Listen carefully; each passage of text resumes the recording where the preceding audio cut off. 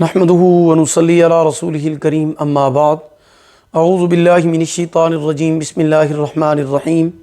محترم سامعین کرام، السلام علیکم ورحمۃ اللہ وبرکاتہ۔ اگر کوئی انسان مرد یا عورت آپ سے حسد کرتا ہے تو آپ یہ 3 کام لازمی کریں، انشاءاللہ العزیز حاسد آپ کا کچھ بھی نہیں بگاڑ سکے گا اور اس کے حسد کرنے کی وجہ سے آپ کو کسی بھی قسم کا کوئی نقصان نہیں ہوگا۔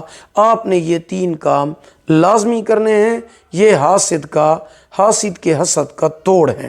نمبر 1، آپ اپنے اس بھائی کے لیے دعا کریں جو آپ سے حسد کرتا ہے، آپ اس کے لیے دعا کریں، کیونکہ شیطان نے اس کو برے کام یعنی حسد پر لگا دیا ہے، لہٰذا اب اس حاسد کو آپ کی دعا کی اشد ضرورت ہے۔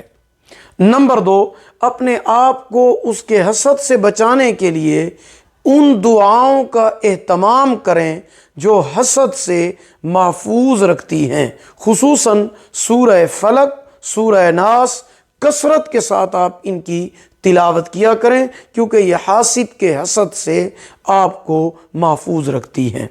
نمبر 3، جب بھی آپ کا بھائی آپ سے حسد کرے تو آپ اس کو اچھا سا کوئی گفٹ دے دیں، تحفہ دے دیں، اور اس کے ساتھ آپ بہت ہی زیادہ اچھے اخلاق سے پیش آئیں، کیونکہ حدیث کے اندر آتا ہے کہ تحفہ دینا محبت کو بڑھاتا ہے۔ جب آپ اس کو تحفہ دیں گے تو یقیناً اس کا دل نرم ہوگا کہ میں اس کے ساتھ برا سلوک کرتا ہوں لیکن یہ میرے ساتھ اچھا برتاؤ کرتا ہے۔